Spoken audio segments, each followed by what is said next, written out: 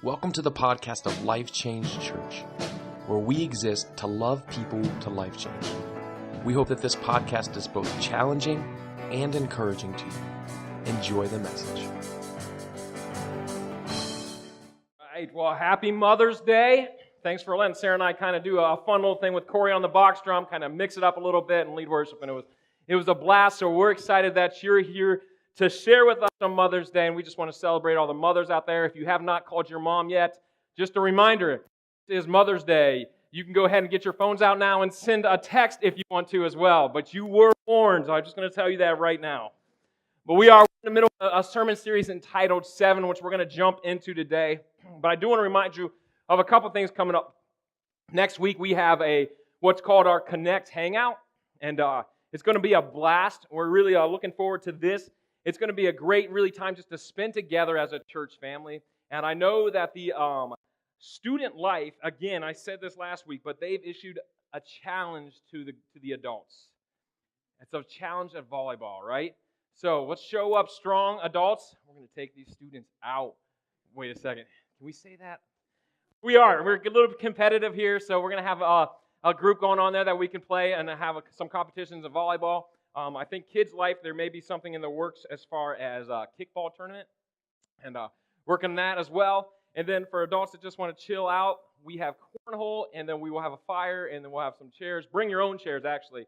Bring your own chairs so you can chill out and do that. And then the play sets, if you look out there, you'll see that the ground is kind of ready to roll. There's mulch, kids play mulch there, ready. And then this week, weather pending, hopefully everything goes well, the play set will be up, so there'll be a play set for that event as well. But that's next week at 5 p.m., May 21st, so make sure you mark your calendars on that. But we are right in the middle of a series entitled 7. And really what we're doing is we're looking at 7 miracles that Jesus did in the book of John. And what we've seen throughout this whole entire series, and really the central theme to this, is that problems are a miracle opportunity. Problems are a miracle opportunity. Each of these 7 works, each of these 7 miracles that Jesus did, if you look at it, they all happened, they all occurred because first there was a problem. At first, there was an issue, right? We cannot experience a miracle without first having a problem. Jesus walked into these towns. He walked into these cities, and these towns and these cities, they weren't set up with a bunch of perfect people. They were set up with a bunch of people who had issues, a bunch of people who had problems. And then Jesus walked in there, and he met them at their place of need. In fact, he even embraced their problems. And what we're learning through this series is that Jesus embraces our problems as well. Jesus meets us at our place of need. He meets us right where our issue is. And if remember, we started off this series, and we studied the miracle about turning water into wine.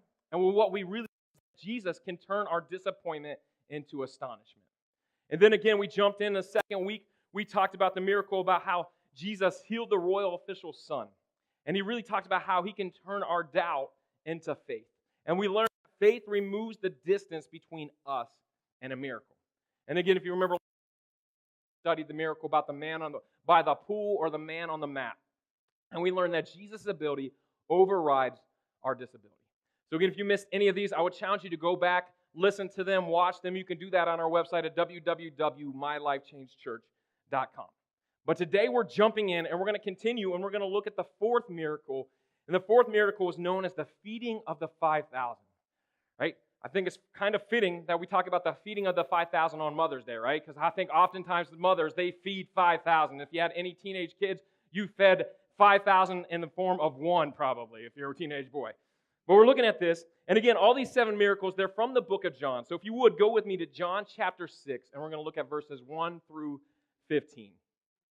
And again, John's one of the Gospels, one of the 4 Gospels. They're Matthew, Mark, Luke, and John. And they're all different accounts of Jesus' life. And in the book of John, you see these 7 miracles that happen before his death and resurrection. So if you have your Bibles, go with me there. If you don't have a Bible, we always challenge you to download the YouVersion Bible app. It's an incredible resource to take with you. You can put on your phone. That way you can read your Bible there daily.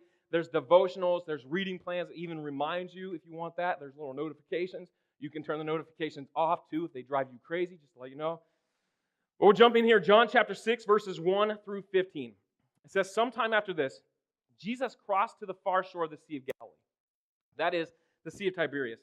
and a great crowd of people followed him because they saw the signs he had performed by healing the sick. So here's Jesus, right?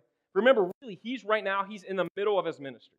He had some disciples, but not only that, he had a crowd of people following. He had some followers who were watching and waiting for him to do something. Because all throughout Jesus' ministry, word continued to spread about what he was doing, about how he was doing things, about what he was teaching about. Again, if you remember, he turned water into the wine at this wedding in Galilee. Listen, that probably spreads. If all you got left is water and then it turns into wine, people are going to start talking about that miracle that's going on. Again, he came into the temple courts, basically to a church, and then he threw over these tables, got completely upset, made all these religious leaders mad. Again, word was spreading about him. He healed this royal official's son. So not only was word spreading about him among everybody else, but even among higher ranks as well. He healed this man on this mat on the Sabbath, which again got some religious leaders mad. So here's all these people, they're hearing about this. And all these people are following Jesus. He has this crowd around him. Some are his disciples, some are all bought in, but some are just waiting to see. They're like waiting to see the next thing that's going on. They're waiting what he says next to make the religious leaders mad. But regardless, there's this crowd of people that are following him. And in verse 3, it continues on. It says, Then Jesus went up on a mountainside and sat down with his disciples. The Jewish Passover festival was near. So here's Jesus. He has all these people following, and really he's trying to take a little bit of break. He's trying to kind of get away. He realizes this crowd is coming. And verse 5, it says, When Jesus looked up and saw a great crowd coming toward him, he said to Philip, Where shall we buy bread for these people to eat? He asked this only to test him, for he already had in mind what he was going to do. Again, right here, you see Jesus. And he's meeting people in their place of need. He sees this crowd, and he sees that there's a problem. He sees that, you know what? They need to eat. They need to be fed at something. He sees this, and he says, what are we going to do about this problem? Where are we going to get enough food for these people? But Jesus kind of already knew it was working, right? Jesus already knew that this was a miracle opportunity. He already knew that he was getting something ready. But he called out Philip and says, Hey, what are we going to do? Really, if you look at it, he was setting Philip up. He was asking this question so that really Philip could feel the need. He wanted Philip to experience really the stress of this need, the stress of why this miracle has to happen. I think really many of us, we can relate really where Philip is. I mean, if you think about it, how many of you have ever looked at your future? Like I'm talking maybe like a week in or maybe even a day in, and you're wondering like, how am I going to make ends meet, right? How am I going to make this happen? Like, how is this even going to be possible, right? Anybody probably have been there before? Listen, that's where I kind of lived. Like, when Sarah and I first got married, like, this was our life. Like, I'm talking like, our funds were always running low. Food was running low. Oftentimes, we were basically a complete mess. Like, when we first got married, it took us a while to actually sit down and actually put a budget together. But when we did, like, the budget was, like, completely negative every single week. And it was, like, negative before we even took an account for like, groceries, before we even took an account for, like, gas for our cars. Like, on paper, it made no sense of why and how we ever made it. I mean, we had piles and piles and piles of debt. We had so many bills, and the income was always less than the outgoing. Like, we were just a complete hot mess. And we look at it, we step back, and we're like, all right. So we started to kind of refocus, right? And we actually brought this thing in front of God. We brought this pile of debt in front of God and said, listen, I need your help with this. Then we began to work. We ended up taking like 3 jobs, continued to budget, continued to do this, and we kind of dug ourselves out of this hole. But I remember that feeling. It's this terrible feeling, this overwhelming feeling of lack, this overwhelming feeling of insufficiency. And really, this is how many of us, I think, we feel. We feel this way. And if you look at Philip, this is how he felt. This is how even many of the disciples felt when they looked at these 5,000 people. They were lacking something. What they had was insufficient. But if you look at it, Jesus, what did he do? Jesus allowed them to have this feeling. Not only that, he even spurred it on. He's the one that asked the question. He wanted them to experience the issue. I think think about this. We think about the fact that Jesus actually asked Philip this question to make him feel this. It really should put our lack, our feeling of insufficiency, it should put that into perspective. Because really what that is, it's an opportunity for a miracle. And maybe that's where you are right now. Maybe that's where you're at right now. Maybe right now you are set up for a miracle. Maybe you're set up for a miracle in your finances. Again, maybe you're living paycheck to paycheck. Or you're living like paycheck to Monday, right? Like it's Sunday and you're thinking like, how is Friday? Friday's this far away. Like, how am I going to do that? How are you thinking? Like, maybe you're set up for a miracle. I think if we're honest with ourselves, though, this feeling of insufficiency, this feeling of lack, it goes beyond just our finances as well, though, right? It goes into many different areas of our lives. For many of us, I think we feel this insufficiency maybe even in our careers. I think we feel this sense of insufficiency maybe even in our marriages, in our relationships, in our physical health as well. Wherever it may be, when we feel this feeling of insufficiency, what it is, it's a setup for a miracle. And how we respond makes the difference. Check out how Philip responded here in verse 7. It says, Philip answered him, "It would take more than a half year's wages to buy enough bread for each one to have a bite." If you look at that, Philip's response is probably exactly how we respond in our areas of lack. He's pretty logical about it, right? He breaks it down and he does the math. He breaks it down in order for how much and what he can do to get the problem solved. He looks around, he maps out, says, yep, approximately 5,000 people here. And then what he does, he estimates how much it's going to cost. Not to, but just to give them a bite. Like he's looking around, he's like, okay, I've got fish and chips. A bunch of fish and chips meals here. Everybody could probably split. 5 people can split one fish and chip meal. So yep, it's going to be about a half year's wages. So when I'm reading this week and I'm kind of studying this, I completely nerded out as well. So I kind of want to do the logical math as well. Look at it. So I'm thinking through here. I got on some websites and looked at the old Red Oak Pub. And Red Oak Pub for a fish meal with a side is $13.49. So I'm thinking, it's a pretty big meal. 5 people could easily split that. Everybody at least have a pretty good bite, right? $13.49, split that by 5 people. That's 1,000 meals. 1,000 times $13.49. You do the math, $13,490, right? So the median household income, I Googled that, so I don't know, let you know everything on the internet's true, but since I just Googled it, $37,000. And look at it, I mean, okay, kind of in the ballpark. Maybe that's a split up of like some double income or whatever, but we're kind of in the ballpark, but not really close. Philip, he probably overestimated. He probably over-exaggerated. I think a lot of times when we do this, when we break it down, we see the problem. We see how hard it's going to be. We know it's out of our reach, so what do? We make it even harder by over-exaggerating as well. The problem is too many times we focus on the natural and not the supernatural. We focus on only what we can do, but not what God can do. And what we're doing is we're dealing with lack with a lack of faith. We operate and respond to our issues really with a limited view of the resources we have. We're only really looking to what we can do, and we're missing out. So I think too many times we look at what we can do really with what we have. But it's not about that. It's about what God can do with what we have. And the problem is, though, I think too many times we're unwilling to hand our problems over to God. We try to do everything just by ourselves. We cling to our problems. We think we can handle. We try to do it within our own power. We try to do it within our own will. And what it really is, it's selfishness on our part. It's stubbornness on our part. It's pride on our part. And those things never work. It always leads us really to becoming even ungrateful for what we have. And this ungratefulness, it even causes us to exaggerate the problem and the solution just like Philip did. And when we do this, when we continue to do this over and over again, we will experience unmet desires. Anytime we don't put God first, we're going to miss out and we're going to experience unmet desires. But when our focus turns to God, it turns away from the problem. I think too many times we focus not on God, and then all of a sudden our focus turns to the problem. And what we end up doing is we take a little issue and we make it a huge issue. But if we instead focused on God, even a giant issue could become a little issue because any problem you have, any issue you have is small in relation to God. So we need to give it over to God, and I think too many times we don't, and I think we get stuck.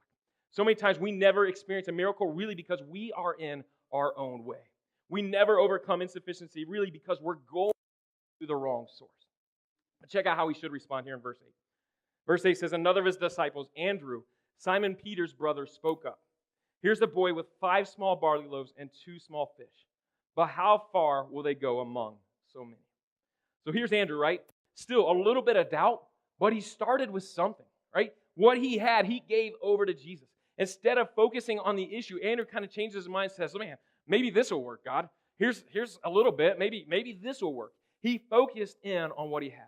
And then in verse 10 it says, Jesus said, have the people sit down. There was plenty of grass in that place, and they sat down. About 5,000 men were there. Then they took the loaves, gave thanks, and distributed to those who were seated as much as they wanted. He did the same with the fish. When they had all enough to eat, he said to his disciples, gather the pieces that are left over. Let nothing be wasted.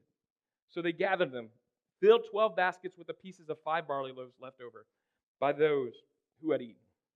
Think about this. 2 small fish and 5 small loaves of bread fed 5,000 people. Not just like fed like everybody just got like a typical bite, but like fed until they were satisfied, fed until there was even leftovers, right? And then if you look at it, Jesus took what they were willing to give and he wasted absolutely nothing. There was no part of it wasted. I think it's kind of incredible when you look at this. Here's Jesus. He takes these 2 fish and he uses it to feed 5,000 people. He takes these 5 loaves of bread and he uses it to feed 5,000 people, and the bread is what's left over. What's amazing about that is the bread can be eaten the next day. Like nothing Jesus used, nothing Jesus had, he wasted nothing. He wasted nothing in there. And he does the same with our lives, all right? He does the same exact thing in our lives. I mean, think about it. Imagine your life. Imagine if you gave him everything and nothing was wasted. Imagine him redeeming every one of your mistakes. Using your mistakes not to make you feel inadequate, but using them to help you learn and to help you grow and become better and better, and to make you even feel worthy, right? This is what it means when nothing is wasted. Imagine every fight in your marriage, every fight with your kids, every fight with your parents, every one of those things that left you feeling empty. Imagine if you gave that over to him. Imagine him using that to restore those relationships and making them full. Imagine your life being satisfied, but even beyond that, imagine it having leftovers. Imagine in your life if there was margin, if there was space for errors, if there was space to learn, if there was space to grow. I think this is what happens when we trust Jesus more than ourselves. This is what can happen when we give him our problems. It allows him to work a miracle. Think about what it looks like for your life. What if instead of focusing on the natural, you focused in on the supernatural in your life? Jump up and finish this passage here in verse 14. It says, after the people saw the sign Jesus performed, they began to say, surely this is the prophet who is to come into the world. Jesus, knowing that they intended to come and make him king by force, withdrew again to the mountain by himself. If you look at it, this is an incredible passage of Scripture. This is just an incredible miracle, right? And this is what I want us to walk away with. If you get nothing else from this miracle, if you get nothing else from this story, I want you to understand that Jesus turns our insufficiency into abundance. Jesus turns our insufficiency into abundance. Again, disciples, that crowd that was following Jesus, they had this overwhelming lack. They had 2 small fish and 5 small loaves of bread for 5,000 people. You're going to come up short, right? But Jesus changed everything. He turned that need into these overflowing resources. He turned it into abundance. And he does the same exact thing for each and every one of our lives. Jesus turns our insufficiency into abundance. I'm super excited about next Sunday evening because of really what happened at our last Connect Hangout last fall. Just share a little story about how Jesus can turn insufficiency into abundance. Last fall, we had the Connect Hangout. We called it the Hangout of all hangouts. I think we're going to call this one the Hangout of all hangouts too. But if you look at this, last fall, we were prepping for this. And some of you guys may remember how fun it was. It was a blast. You may have completely just incredibly loved it. It was a blast. But what you don't know about this event is that I completely underestimated it. I completely, embarrassingly underestimated this event last fall. See, we were planning for this event. We had the coordinator, which is Tanya Bergenthin. She's already laughing. She knows what's going on, right? But we had her. We were meeting for this, and we're saying, hey, let's do this. This will be kind of cool. And we had done Connect Hangouts before, but we had done them at Sarah and I's house. And so we brought everybody to our house, and typically maybe 20 to 30 people would come over to our house. And the church was growing, so we're like, you know what? It's probably time and we have the grounds now. We moved from a kind of a portable place to this permanent place. We're like, let's do it at the church. Let's bring it to the church. That way everybody can come and it'll be a good event. So I'm thinking 20, 30. Church is growing. I'm like, all right, Tanya, 45 max. 45 max. That's what I'm guessing. There'll be 45 people there. That's tough. So we can do, and again, church, just like next week, the church was providing hot dogs and buns and drinks, and then we had everybody just bring a side. So kind of the same setup as what we're doing next week. But like 45 people, so we'll plan for 45 hot dogs, 45 buns, and maybe drinks for 45 people. We get there, and then all of a sudden people start coming. They just start flowing in. It was amazing. Like there was over 100 people there. I'm thinking like, cool. Tanya is completely panicking. I'm like, for some reason, I'm usually pretty uptight, but I was like pretty laid back at this time. Tanya's panicking. She's like, Corb, what are you doing? You told me 40, 45 people. What? Well, I was off. My bad. Like, there's way more. I'm like, we're going to run out of food. We're going to completely run out of food. Like, nobody's going to get food. Some people aren't going to be able to eat. And really, she was right. Like, I'm like, yeah, we're going to run out of food. But, I mean, we don't live, like, next to a mountainside or anything like Jesus. There's, like, a Walmart, like, less than a mile down the road. So we're like, all right, sweet. Let's game plan this. We'll go to Walmart. We'll get hot dogs. We'll get buns, do all this kind of stuff. Runner ready, set up. And then we start. And it was kind of crazy. We're like, well, there's still a ton of food. In fact, there's a lot more food. Like, the more people came in, the more food came in. And what was crazy, and this is just a setup for next week to try to get you guys to come, we went from hot dogs to, like, smoked pork. Like, I had a half a hog that all of a sudden showed up. Like, I'm just saying, like, I don't know if God put that on your heart to bring that next week, but if you want to, I'm okay with that. But we got an upgrade. I'm just saying hot dogs to smoked pork. Smoked pork is better, right? But we got this upgrade. I'm thinking like, wow. Like, and all this time I'm thinking about this story. And I'm like, yeah, Jesus, if you could do that with 2 fish and 5 small loaves of bread, we've got like 50 hot dogs and a bunch of buns. Like, we're way ahead of the game already. But Jesus provided, right? And really, look at that story. It's kind of small in comparison to this passage of Scripture we just read. And really, that story is even small in comparison to what Jesus can do in our personal lives. But it shows and it proves that Jesus turns our insufficiency into abundance. The areas in our life where we feel like we don't have enough, Jesus can change. Jesus can change our marriage. Jesus can change our relationships. Jesus can change our finances. Jesus can change our careers. Jesus can change our families. And not only our families right now, but for generations and generations to come. But we have to respond to Jesus as well. He uses us to play a part in each and every one of those things. So we need to allow Him to work in our life. And to experience this in our life, this is what we need to do. To experience His abundance in our lives, number one, we need to give what you have to Jesus. Give what you have to Jesus. Jesus can take every situation and He can change it for the better if we're just willing to give what we have. We're just willing to hand over the situation to Him. But too many times I think we hold back from God. We hold back from maybe either we doubt Him, or what I hear a lot is, you know what? Man, what I have isn't good enough. What I have is mess, right? What I have is an issue. But think about it. Isn't that the point? That's exactly why we need to hand it over to Jesus. Again, in verse 8, this is exactly what Andrew did. This is another of his disciples, Andrew, Simon Peter, his brother, spoke up. Here's a boy with 5 small barley loaves and 2 small fish. Well, how far will they go among so many? Again, it wasn't much. In fact, Andrew even doubted it, but he was willing to give it over to Jesus. In order to give what you have to Jesus, it means that we need to focus on what we have and not what we don't have. Focus in on not what the issue could be. Focus in on the problem, not how big the problem could turn into, but focus on what we have and not what we don't have. It means that our desire for more must not outweigh our desire for God. Our desire for more must not outweigh our desire for God to work in and through us through each situation. In Proverbs 21:26, it says, all day long he craves for more, but the righteous give without sparing. When we experience this lack, to hand it completely over to Him. And then we will experience His abundance. Maybe for you right now, maybe you're scraping pennies together. But Jesus is saying, trust me with that. Give me what you have. Maybe for you right now, maybe you're completely stressed beyond anything. Maybe you think that there's not enough time in the day. You're running out and you're just completely overburdened and just completely weighed down with this stress. Jesus is saying, give me what time you do have. Give me what you have. Maybe for you right now, your family's being held together by a thread, right? And you're looking at this thread and you're like, man, it's just hanging on. But Jesus is saying, give me that thread. You may think it's not good enough. And the truth is, it's not good enough for you, but it's good enough for Jesus. Give Him what you have. Trust Him. Let him work with what you have. If you want to experience his abundance, it starts by giving him what you have. And then number 2, do what Jesus says.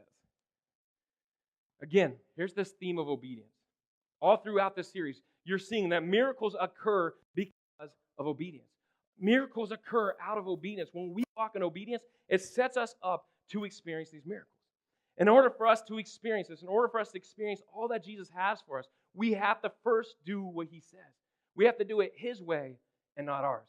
Again, if you go back to verse 10, it says, Jesus said, have the people sit down. There's plenty of grass in that place, and they sat down. About 5,000 men were there. In our lives, there's some times where we just need to sit down and allow Jesus to do his thing. Meaning we need to get out of his way.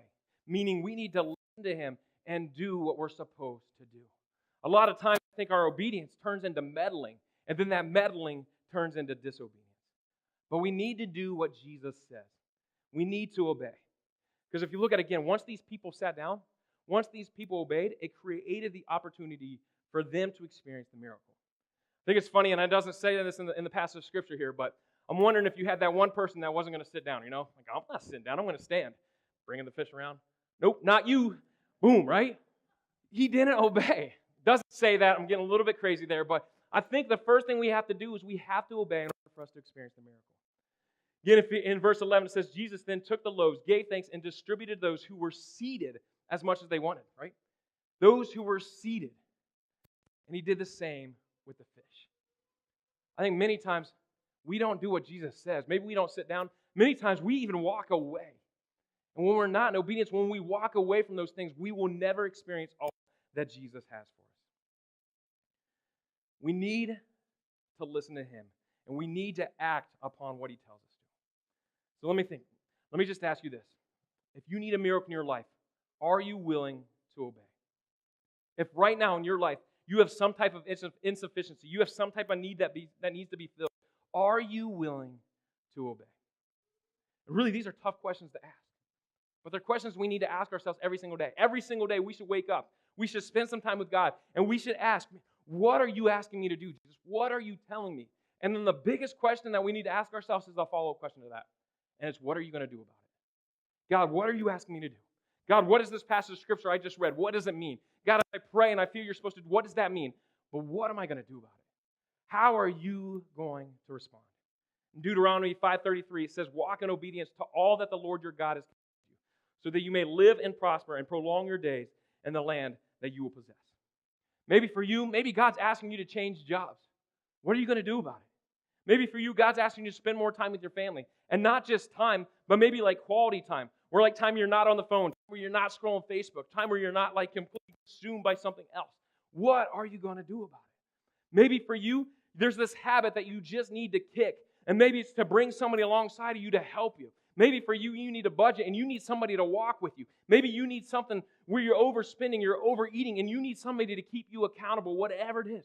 What are you going to do about it? Act upon his instruction and then get out of his way and sit down. And then number 3, give thanks for what you have. Give thanks for what you have. Don't give thanks for what you want. Don't give thanks for even what you expect, but give thanks for what you have. So I think too many times we get caught up in our desires. We get caught up in our wants. But God just wants us to appreciate what we have. Because the truth is, if you can't appreciate what you have, you're not going to be able to appreciate what you'll get. So we need to give thanks for what you have. Again, if you look at this in verse 11, it says, Jesus then took the loaves and gave thanks and then distributed it. He gave thanks for the 5 small loaves of bread. He gave thanks for the 2 small fish, right? He didn't wait till everybody had had enough. He didn't wait till their leftovers and say, oh, thanks, God. Thanks for making it go that route. Like, thanks for doing I didn't, that was weird. I wasn't expecting that, but thanks, God. No, he gave thanks for what he had. He gave thanks for the thing that seemed so minimal compared to the mass amount of people that were there. He gave thanks for the small things. Right now, maybe you're in the middle of this huge issue, right? Maybe your world feels like it's crashing down. It may seem like all these things around you are so big, right? And everything that you're just clinging to is so minimal. Give thanks for that minimal thing. Give thanks for the small things. Give thanks for what you have. If you look through it all throughout the Psalms, it says, give thanks to the Lord, for he is good, and his love endures forever. When we give thanks, we can experience his goodness, and we can experience his love. And that 1 Thessalonians 5:16-18 says, rejoice always, pray continually, and give thanks in all circumstances, for this is God's will for you in Christ Jesus. God's will for us is to give thanks, regardless of what it's for. Think about it. What can you give thanks for right now in your circumstance? What's a small thing that you can be thankful for? I want to challenge you this week. This is how you can be practical with this. Get a piece of paper out, get a pen out, and write a list of all the things that you can be thankful for. Make an inventory of what you can be thankful for. It doesn't matter how small, it doesn't matter how big, but make a list. Write it there, write it down, and then begin to say thank you. Say thank you out loud. Say thank you for the small things. Say thank you for the medium-sized things. Say thank you for the big things. Become grateful in your life. And not only that, share with others what you're thankful for. Throw that up on Facebook. Say, I'm thankful for this day, even if it's something small. Hey, I'm thankful that my door opened, right? I'm thankful that I didn't get in a car wreck this week. I'm thankful, and I'm going to be thankful for that one week if it happens. By the way, I'm not ready to talk about it yet, but there may have been another accident in our family's house again, and another door, the same door broken again. Just not ready to talk about it, though. Still hurts. But the truth is, if we're grateful, it will change our mindset about everything. And if we're grateful, we will experience His abundance. Jesus turns our insufficiency into abundance. And to experience it, we need to give what we have to Jesus. Then we need to do what Jesus says. And we need to give thanks for what we have. Let's pray. Dear Heavenly Father, God, we thank you right now. God, we thank you for speaking to us today.